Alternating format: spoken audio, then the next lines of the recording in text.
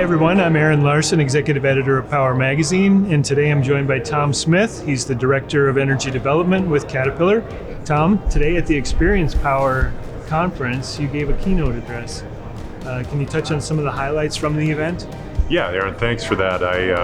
This is great. This is the second time you've introduced me, so I appreciate that. Yeah, the event was great. This is my first time attending this event.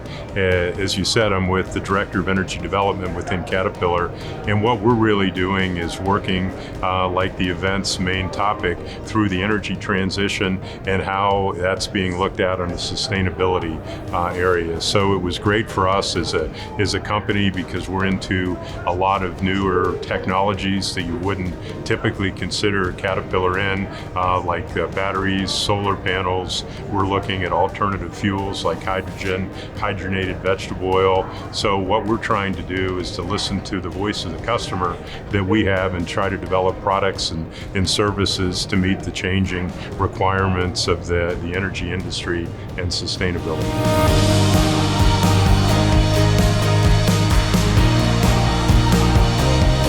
I was really impressed by all of the things that you're involved in, and when you brought up hydrogenated oils and microgrids and working with batteries and energy storage, it really impresses me that Caterpillar, which is typically thought of as stationary power and different diesel engines, is into these new things. Do you see that evolving even more in the future over the next 5 years? What do you think the main challenges are? Yeah, it's interesting to bring that up. I think I mentioned the event.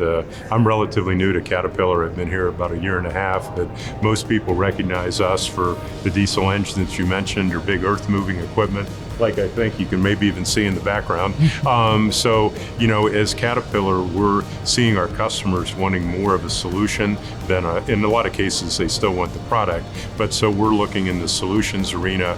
We've also had some other acquisitions. We just acquired an energy as a service company by the name of Tangent, and they not only structure deals, but they have software that's called Distributed Resource Energy Management that actually can deploy our assets very cost effectively in the utility areas and to where meet demands and price signals. So we're seeing Caterpillar migrating to not only being a great provider of equipment and service of that equipment, but also an integrated solutions provider.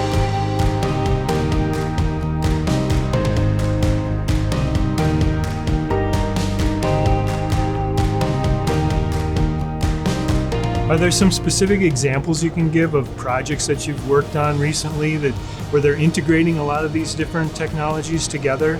You mentioned, some of these even overseas where you've been involved and done some projects. Yeah, I was sort of hoping you wouldn't ask me that without my notes, because they're in a lot of countries that I probably am not going to be able to pronounce the names, but we are doing integrated microgrids in our mining sector throughout Africa in different areas. There's one project where we're providing battery storage that works in conjunction with diesel generation and hydro to provide an integrated microgrid.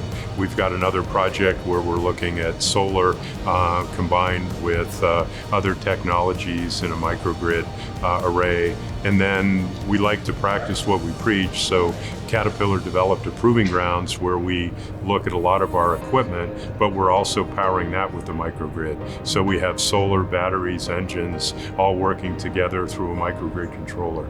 So again, a big focus for us is an integrated solution. Sure. And I actually, we gave an award to Caterpillar for your proving ground a few years ago as one of our commercial and industrial award winners. So it was quite an impressive project. Maybe I should ask you a question. How did you like, have you ever driven any of the big Caterpillar equipment like the one gentleman that spoke after me? Yeah, the D10? Yeah. I haven't actually driven a D10, but I was a farmer and I have driven farm equipment, and Caterpillar provides a lot of that equipment as well. So it's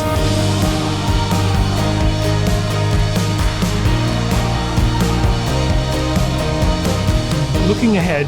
As part of the panel, we were talking about the speed of transition and how things are moving. We're seeing a lot more wind, a lot more solar. 75% of it in 2001 was solar and wind capacity that was added to the grid. What do you see as the biggest challenge over the next 5 years as we integrate more and more of this renewable energy into the mix? Yeah, it's sort of interesting because not only is there a focus on sustainability, but as I mentioned in my talk, in parallel, the demand for electric power is increasing dramatically. I sort of joked around a little bit of, how many years I've been in the industry, but when I started, there was no personal computers, no data centers, no cell phones, and the only vehicle that I thought would ever be electrified was a golf cart. And now we're seeing, massive increases in all that areas for power demand.